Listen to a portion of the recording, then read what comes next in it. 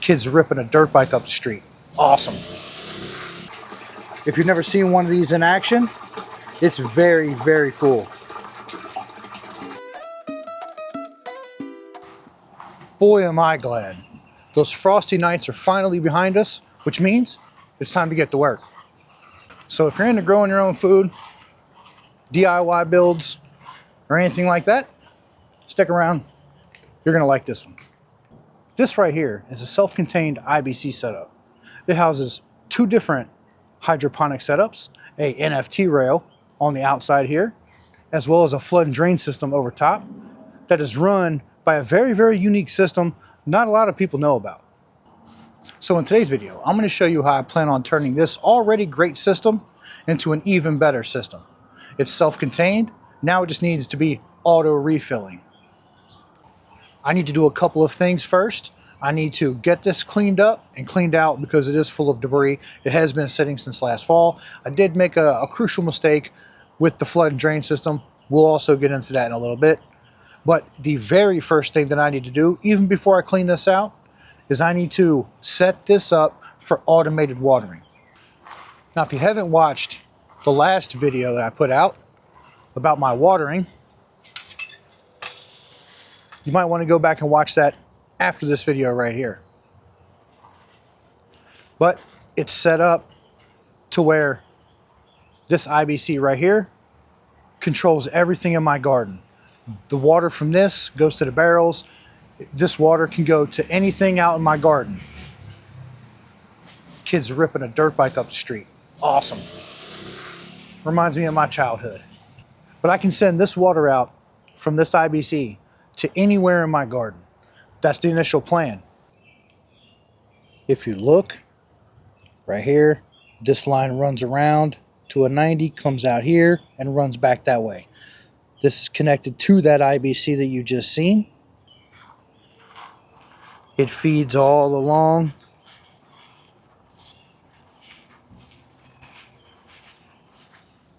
All the way to here. This is turned off. That way we don't have anything go back inside there, but goes to here. This is going to have a fitting that's going to feed into a float valve that fills this up. This system right here is below grade from that IBC. You can kind of get a sense of it right there. When you look at the IBC and you look at this one is substantially below this one up there. So gravity will do its job, and from water pressure, from the fact that that's raised, we'll keep the pressure to fill this up very, very slowly from a float valve. Let me go ahead and show you everything that I'm going to be needing for this build. Here are the parts we're going to need for this build. Have a piece of hose. This is 1/2-inch garden hose.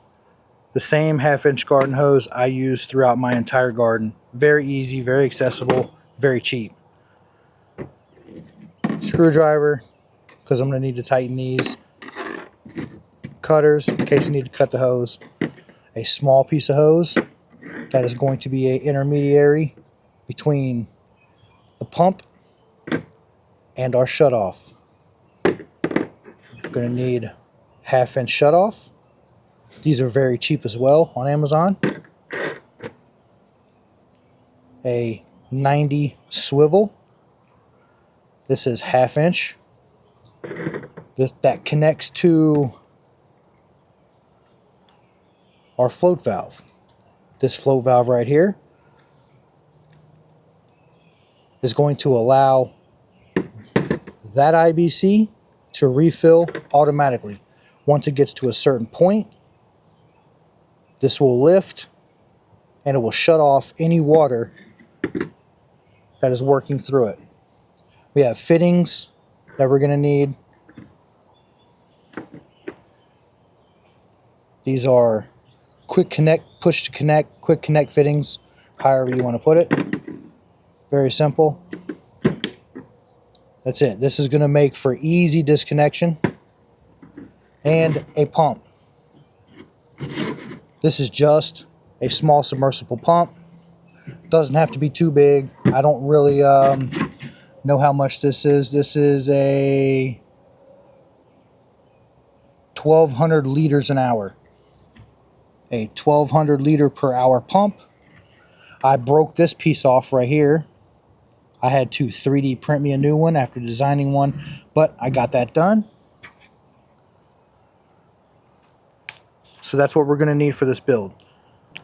I also forgot, we are going to need a drill with a step bit, at least that's what I'm using, and a deburring tool.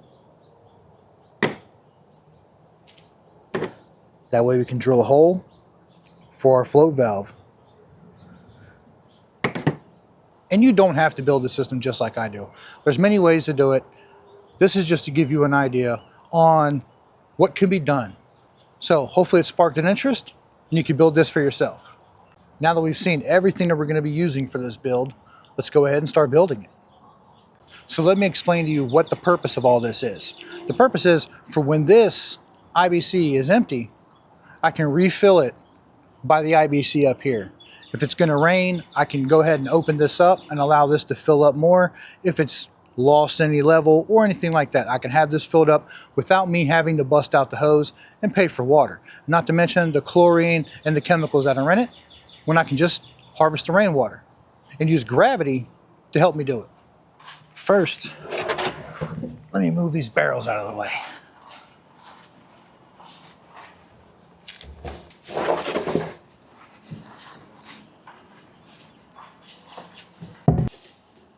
Now you're probably wondering how all of this works, and I promise you, we will get into how everything works once it's all cleaned out and it's ready to go. I will show you everything, how it works. This thing is fantastic. But I need to disconnect, that way I can remove these rails so I can get to work.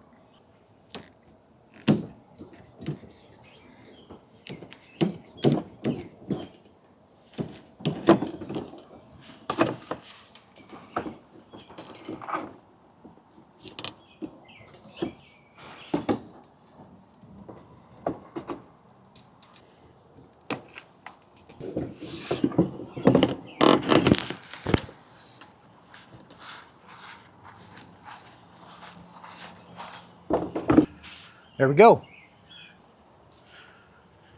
Now that that's out of the way, I've got a lot more room to work. Yeah, I think I'm just gonna cut a hole right where I want it to be at. Get a little eye level. So right now the water level can be up to here. I need to mark where I want my flow valve to be. Let me go ahead and stuff that out of the way. I'm gonna snip those. This is a very, very interesting system. I am so glad that I built this, even though I did make the mistake of not covering this up when I was going to grow in it. As soon as I built it, leaves started dropping. This got filled with leaves and I was dumbfounded by it. So I just left it as it was, continued to grow in the rails, and it was a nice thing. But this year I plan on growing in this as well. The lettuce last year turned out great. I'm going to go ahead and mark out where I want my float valve to be. I'm going to grab my drill and drill out my hole for the float valve. Float valve, drill. Let's go ahead and mark where we want. So right about here. So I don't want this to be all the way at the top, but I don't want there to be any issues. So I think I'm going to drop below this bar. So right there.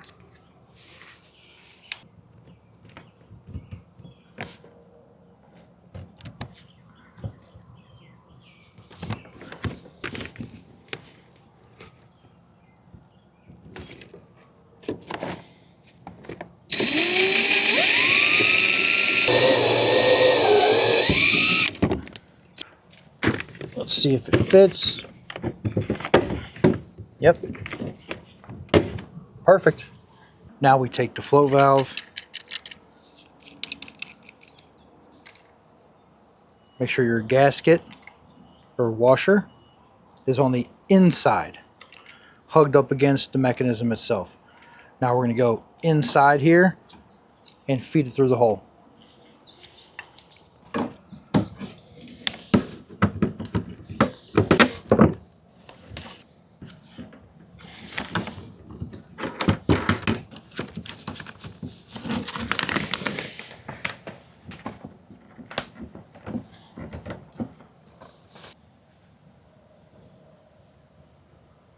Now that that's in, let's take a look what it looks like from the inside.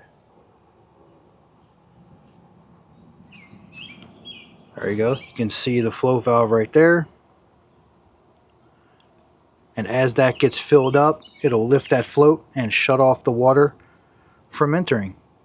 Hence auto refilling. So once the level drops below that, it will start auto refilling. And you can see all of the different piping and fittings we have going on. We have a few shutoffs that help out with pressure.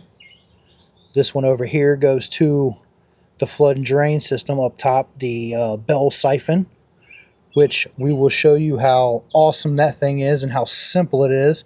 Not a lot of people implement that into their DIY hydroponic systems. I don't know why. We have a fitting right here that goes down to the pump, which I will show you all of what's going to be going on from here down outside of here. Then I will just stick it in here and connect it to that right there. That is a 3/4 inch garden hose thread, just normal garden tap thread. It feeds out to a shut off here, which goes out to our rails. We have some piping here, which is an intake, and the bell siphon mechanism right here, which we will get into all of this and, you know, all of this stuff and how the pressure works and how everything goes together once I clean this out and we fire this system up. Can't wait. We took a look at it and you kind of have somewhat of an idea how it works. Let's go ahead and clean it out so we can fire it up. Before I get to spraying it, I want to make sure that it's open. There we go.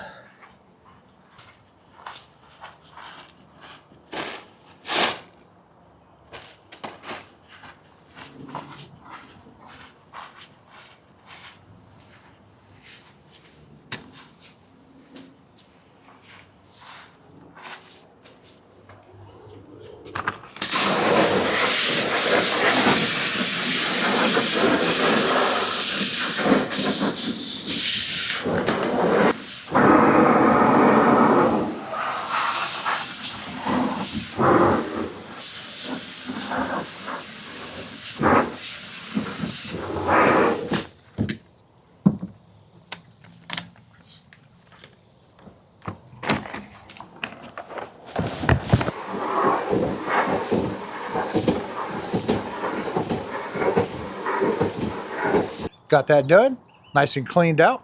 Let's go take a look.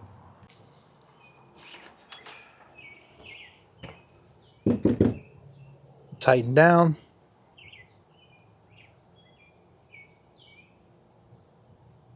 Cleaned up for the most part. All this stuff right here is not going to be that big of an issue.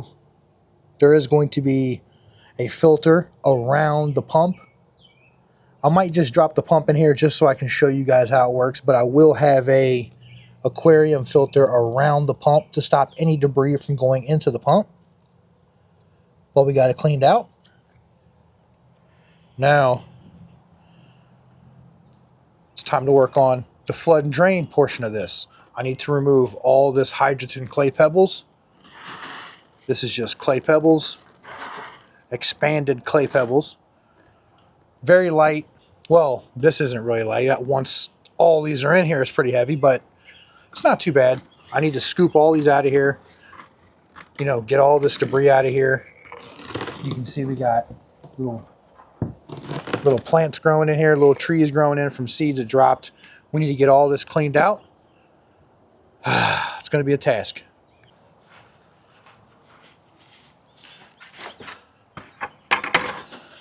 My plan for getting all this out of here is just to use the top of a milk jug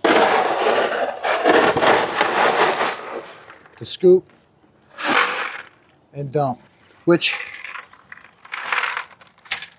we'll put that down there so we can just scoop and go. That way I don't have to raise that heavy 5-gallon bucket out of there. Let's get to it.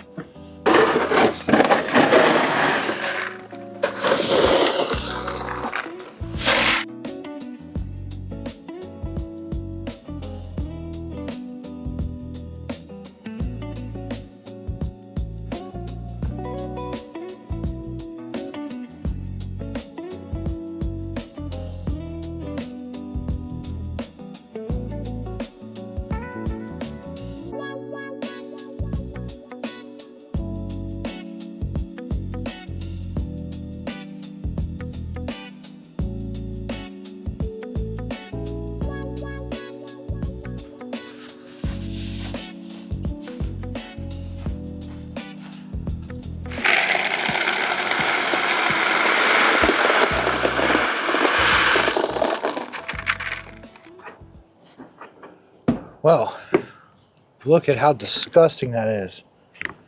The mistake that I made when I set this up is I didn't cover it. I should have definitely had this covered.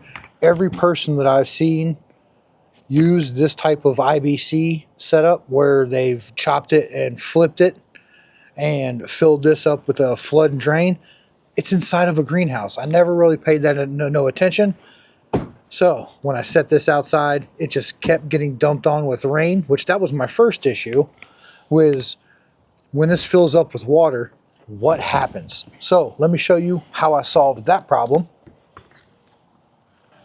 So right here in the closest corner to my grapes, this little cap, I had some holes drilled in, which I will be making a new design and 3D printing something better than this.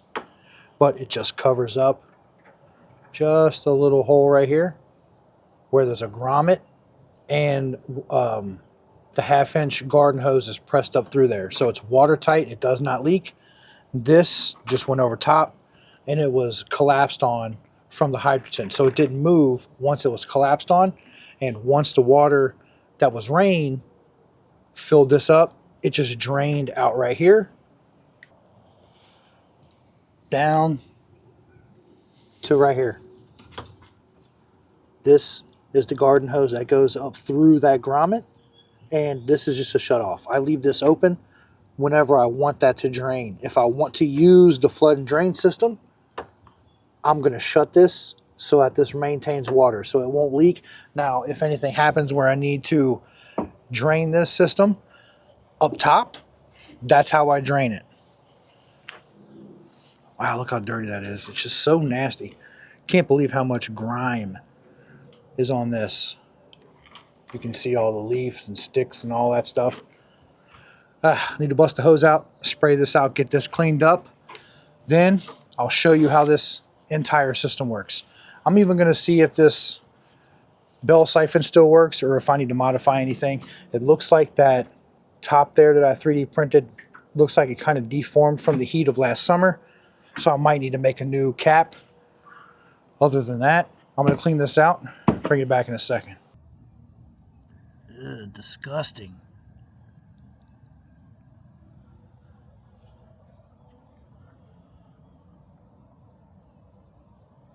It was a little bit of a hassle trying to get all of that sludge and all of that bullshit to go down through that 1/4 or a 1/2-inch pipe. But we got it done. It's clean. Looks very, very, very good. I'm happy with how it turned out. Now, I've got it back sitting where I want it. The bottom is clean. The top is clean. We've got our flow valve installed. Let's go ahead and hook that up so we can start filling this bad boy up, and I can show you how everything works. All right. You can definitely see a lot better in here now since everything's cleaned up. Up top, light shining through. Real nice, real nice.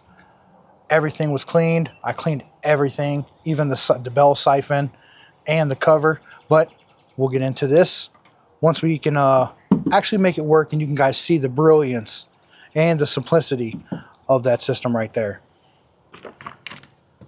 So we have our split right here. This right here runs to my main IBC up in front of my vegetable garden.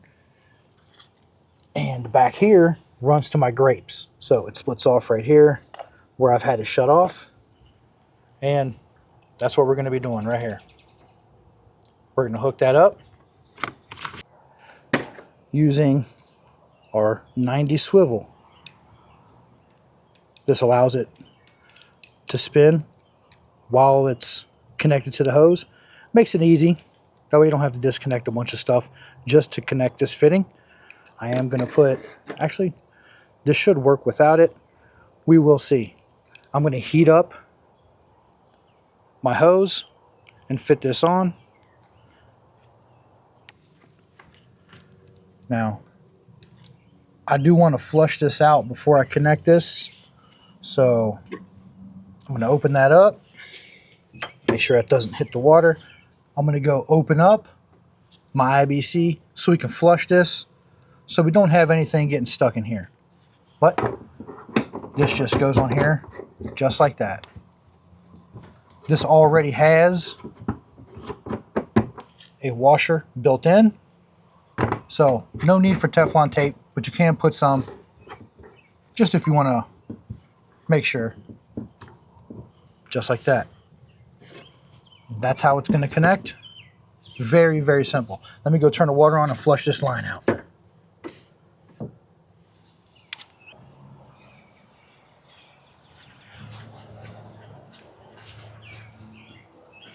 Look at that.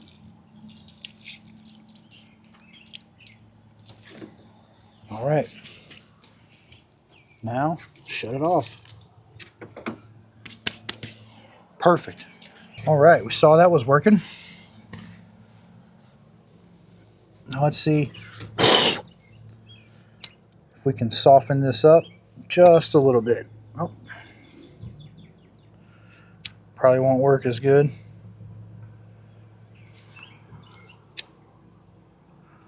All I want to do is soften this rubber up.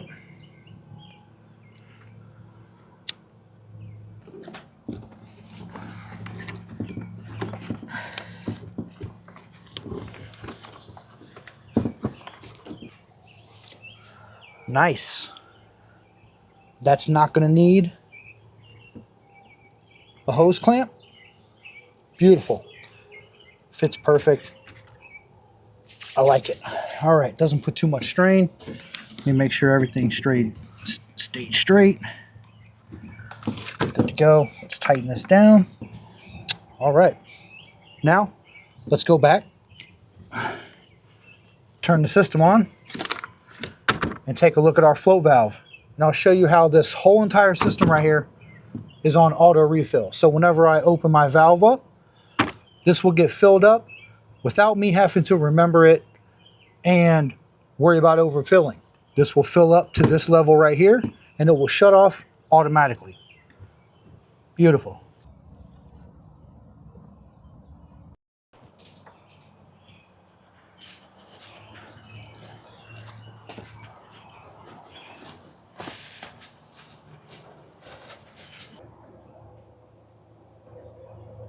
There it is. Working. Now granted, that is very slow, but it's working nonetheless. So that will sit there and run as long as it needs to. And then when the water gets to a level, it shuts it off. When the water level drops, opens it back up. Just like with all my other systems, I try to use gravity as much as I can. Beautiful. Now, we'll let this fill up. While that's filling up, let's go ahead and get the pump and everything else set up that's going to be inside of it. This should be fairly easy. all we're doing is putting a line from the pump, which is going to be sitting at the bottom of the IBC reservoir, to the fitting that you guys seen inside of there, the hose fitting. First, I'm going to take my small piece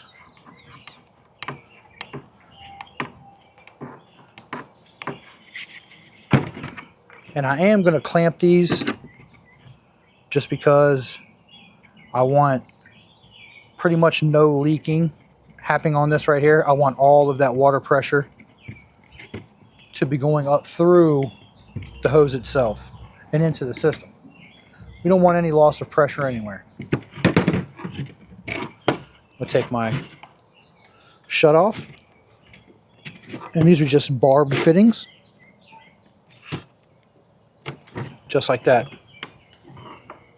And if you want to, you can give it just a little bit of a back pull, which will cause it to be watertight even more than it already is.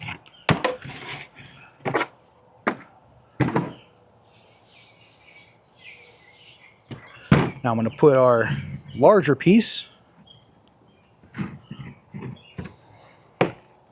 Ooh. I'm smacking my lettuce that's going in that system.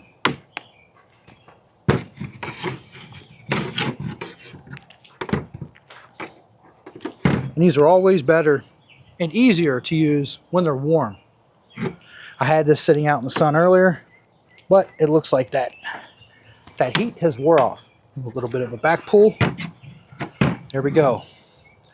Now I can adjust the flow rate coming out of this pump, since there is no adjustable valve on this pump right here.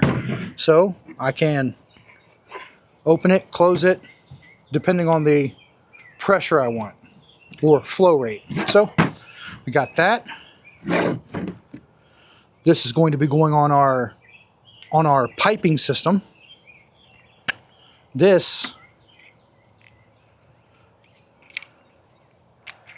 is going to go on here like so, and these have internal washers, so you don't need to use Teflon tape, but you can if you like. Just like that. Now this slides on here, and this just pushes on, and then you screw that on, and this is watertight. But we don't know if this is the exact length that I want, so I will adjust this to wherever I need after I cut off the section that I need. That's it. So I'm going to take these, I'm going to take my shut off, and let's go hook it up. I'm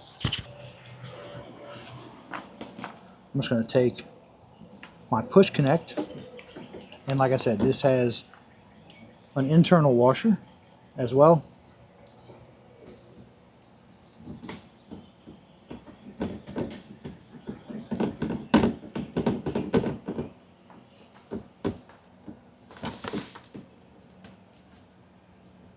You want to make sure it's tight so you don't lose any water pressure. There we go. Drop in the pump. All right, electrical is ran. Now let's see. We just want it to go straight down and straight up. So it looks like about right here is where we need. Let's pull it out. All right, I'm going to give it a little cut, a little bit extra just in case.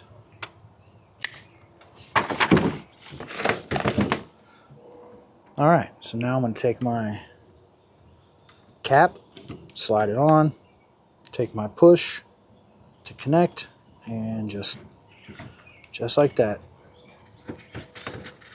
Push it till it seats up against the end, and slide your cap down, and that's it. Tighten it down. Now you have an end that looks like this, and it has our push to connect, which goes on the push to connect that we just put on our thread. And this has a washer as well. All right, got it cut. You can see this is all we need. Now we just take that, just like that. And that's sitting perfectly on the bottom. And you can see when I need to disconnect it, I can just pull the tab up.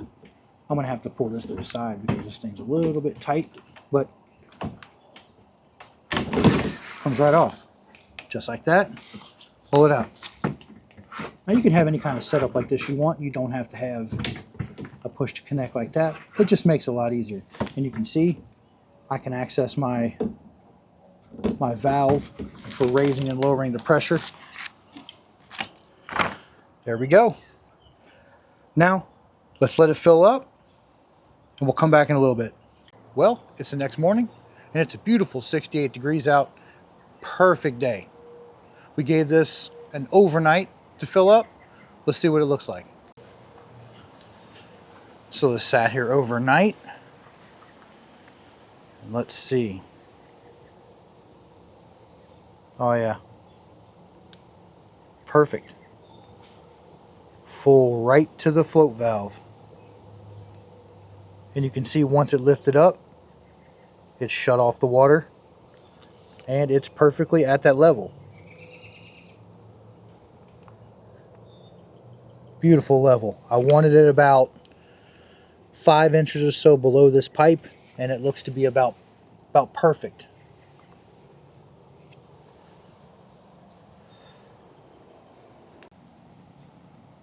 I've already got it plugged in. I've already got my electrical cord ran.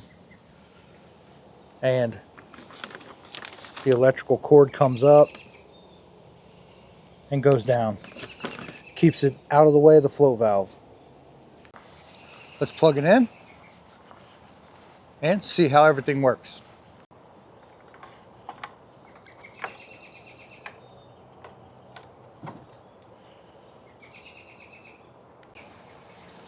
Oh, I can hear it.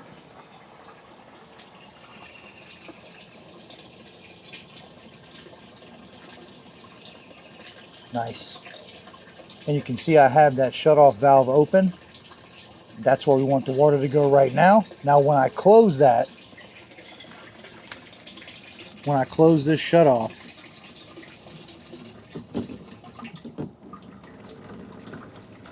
it directs the water up.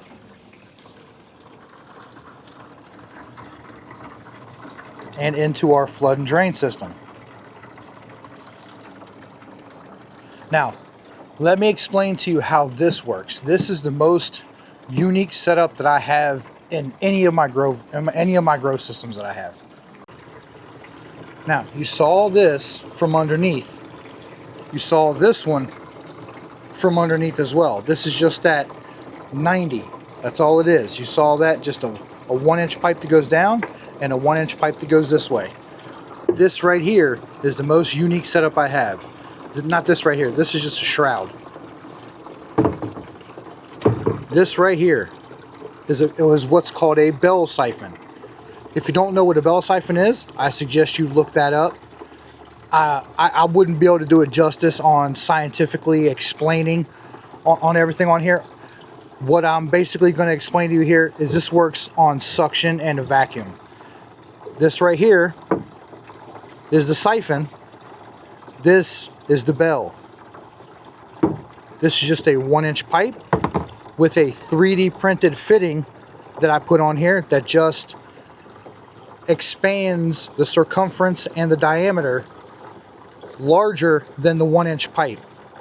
So when this water fills up and it cascades over top of this fitting right here, there's more water than this 1-inch pipe can take. So it will collapse on itself, creating suction behind it. So the water that's fallen down will pull water behind it, hence creating a vacuum and creating a siphon. When this is over top of it, all that is happening inside of this, I think this is a 2-inch pipe. So all of that is happening inside of this pipe. Now this will be suctioned down to this rubber gasket right here. And you can see these notches. These notches right here Once the water siphons back down into the tank and it hits below this notch right here, it will suck air into the system, creating a bubble, and it will stop the siphon, which this will cycle through it again. This is a flood and drain system. This pump stays continuously on, pumping water up here. Now, I might have a little bit of an issue with the size of this pump, but we'll get into that in a second. But that is how a bell siphon works. Very, very simple when it comes down to it. It's just a couple of pipes, and through science, it just creates a siphon that works perfectly in our setup. All you need is a continuous pump.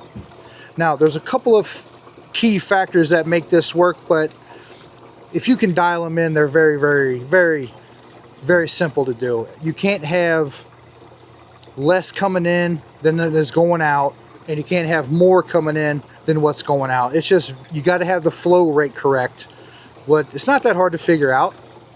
It's very easy. I love this thing. This thing is so awesome. I did not get a chance to use it last year because it filled up.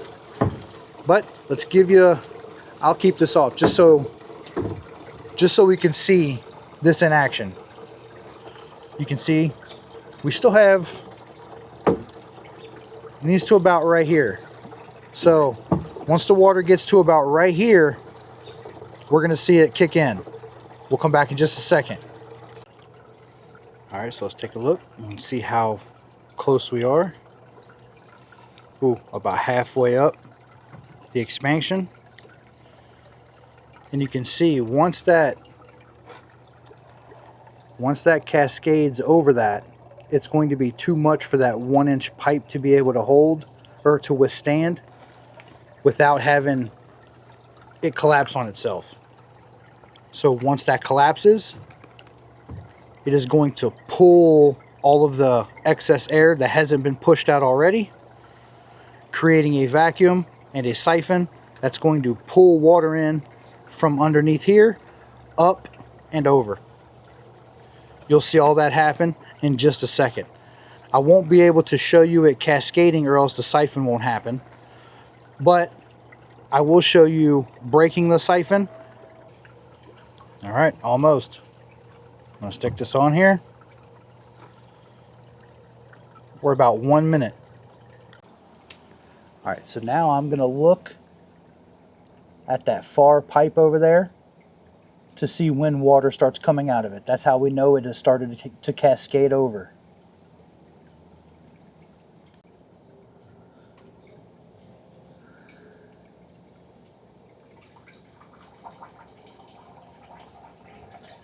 All right, it has started. Now, once the siphon happens, you'll see it kick in. Like, you'll notice a huge difference in flow. Look.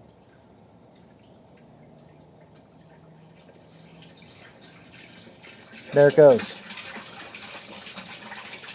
Okay, so the siphon just happened. Now it's going to have this continuous flow until that siphon gets broken. Awesome. Coming back up top. You can see that thing's moving around. It's got some action happening. Okay, so this flow rate is enough for this to start. Now let's see if we can get it to stop. Now we need this to be able to siphon faster than this is pulling it, or else it will never break that. It'll never break the siphon, and it'll keep your level just above that. Pretty cool. If you've never seen one of these in action, it's very, very cool. Still flowing. All right, we're almost empty. You can see how far we are above that right there. And this right here has pressure to it. You can't just lift that up. That is suctioned down. I'm going to wait and see if this is enough to actually get this to break the siphon or not, or if I have to. If I have to, I will have to lower the flow rate of this.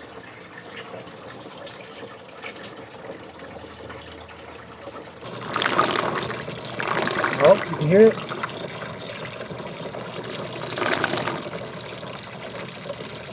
I think it. No, it's not broken.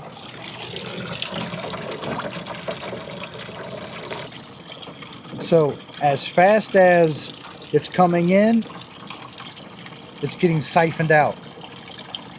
Okay. All right, it looks like I need to lower the flow rate of that. So how I plan on doing that is I will open this up a little bit to allow some water to flow out that way. That's going to divert some of the water and hopefully slow it down enough to break that siphon. So I'm just gonna, there we go.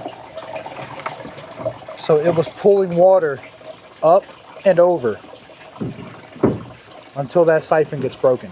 Now we can see we have no water coming out. I'm gonna put the shroud back over. And all this does is just keeps things from messing with or blocking the suction from happening. Once we put all that hydrogen back in here, this will allow water to go through, but it won't allow anything to happen in between. And if I need to access it, I can just pull this up. This does come off, but I think I'm gonna go ahead and print another one just so I can pull it off of there a little bit easier.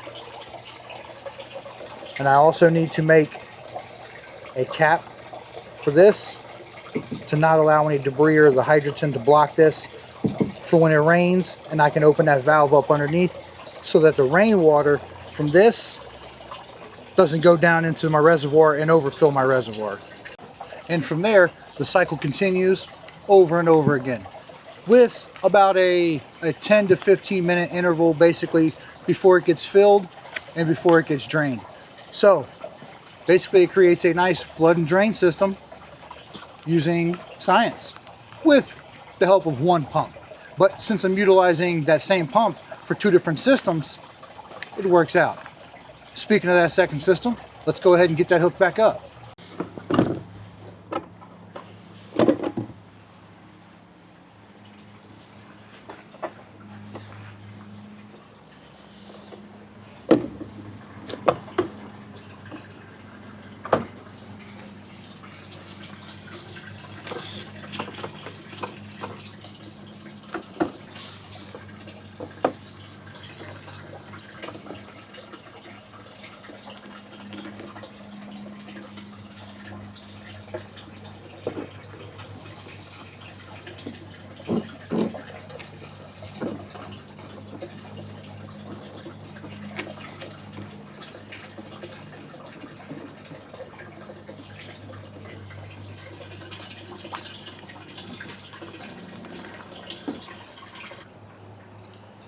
It is installed. It's exactly where it was when I took it off of here. This is very light, very easy to move around. All I had to do was clip a couple of zip ties that was here that I'm going to replace just so none of this moves. And I had to connect that. Right here is a shut off. That's going to enable this system to be used. I've turned the system off from above where it's diverting back down into the system. All I have to do is shut that, shut the one that's right here off, and open this one right here. And it will divert the water to our system, which flows underneath and then splits to both these systems, where depending on if I need one or the other or if both, I can just open them up and allow them to flow. And this is at a very, very slight grade downward back into the reservoir. So the water comes in and just flows down. This will be full of nutrient rich water, which when it flows through this system, it will leave a very, very, very small film of nutrients on the inside. See if I can. On the inside here, which the plant will use. All right, so let's kick this thing on and I'll show you how it works. I'm gonna go ahead and shut this one off. Let me shut this off. And open this. So now it diverts it from here, which I might have to open this up a little bit more. Let's see. Yeah, we have flow.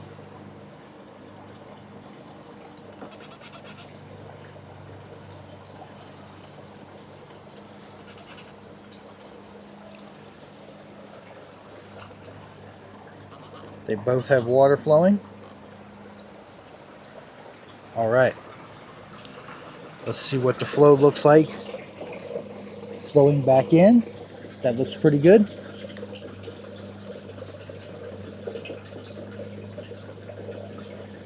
All right. Now I can adjust the level of these so that I can get this water to flow more in the middle if I need to, but the plants are going to absorb that and use that up no matter what. And as the plant roots grow outward, they're going to disrupt the flow of the water and spread it outwards anyways. So every plant does end up getting a nice nutrient film to pull nutrients from. Hence, that is why it's called the nutrient film technique, or NFT.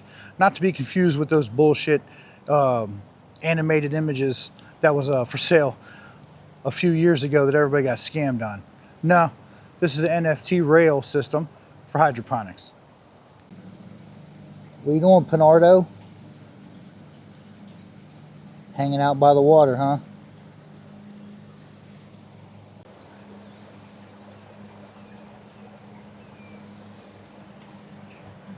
On the lookout for moles. Well, it does look like I'm going to have to adjust the flow rate because I'm not going to be using this up here until I clean out the hydrogen clay pebbles. I need to get all the debris out of those. I do have a pile of them right here. This is full of debris and leaves and all that stuff. Once I clean those out, I will put those back in there and install some plants. But before I go doing that, I need to install some kind of shade cloth or some kind of something over top. That way it catches any debris or anything that falls. Not for the NFT rail, but just for the IBC. That way I don't have this problem right here again.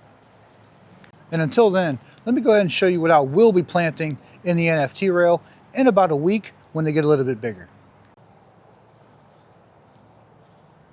Here I have two different kinds of lettuce. These are leaf lettuce, romaine style. We have green, which is a Paris Island, and a red lettuce. The red is going to be going up top in the flood and drain system, along with some other things. And this green leaf lettuce is going to go in the rail system. Just like last year, this turned out fantastic. I started in these cotton balls. Since we are growing them hydroponic, I didn't want to start them in dirt and then have to shake off all the dirt to transplant them hydroponically. So I started these in cotton balls. These are just jumbo cotton balls that you get from the dollar store. Works perfect. I put 2 jumbo cotton balls in each spot, and as you can see, it's done great. I've gave them seedling nutrient, very low strength, and it's gotten me to this point. I could probably go ahead and put them in there now, but I'm going to wait a little bit until they get a little bit bigger. Probably about a week. These are those same green leaf lettuce in my salad bed. We have the lettuce, onions, radishes, more onions, and carrots. Well, you've seen that. This is a very, very awesome system. I love this type of a setup. You don't have to go with this particular one or any one of these. This is just to give you some kind of an idea on what can be done. The bell siphon up top is genius. Once I found out about that, I knew I had to make one. So I made one last year. I'm finally getting a chance to use it. And the NFT rail, I am blown away by how good that did for me last year. I recommend you try one of these as well. You don't have to set it up just like this. There's many ways you can set up an NFT rail. Look those up. This is just one. This works for me. I like to utilize my space, so I utilized it by doing 2 setups with 1 IBC. Not to mention, we made this even better by implementing self-watering or auto refilling, however you want to put it. It filled up overnight, very slowly I might add, but nonetheless, I could utilize my free rainwater from the IBC up here and refill this as needed. Instead of using my tap water that has chemicals in it and also costs me money. So I get to use free water and send it to my reservoir for free as well. No pumps, only gravity. There's no better way than gardening than to automate your watering. So, hope this sparked some interest for you. If it did, hit that like button. Consider subscribing to the channel. We have a bunch of stuff going on this year. And if you want to find out how I water all of my vegetables here, how everything that I do is pretty much automated, you can go watch this video right here. You're going to enjoy it. I'll see you over there.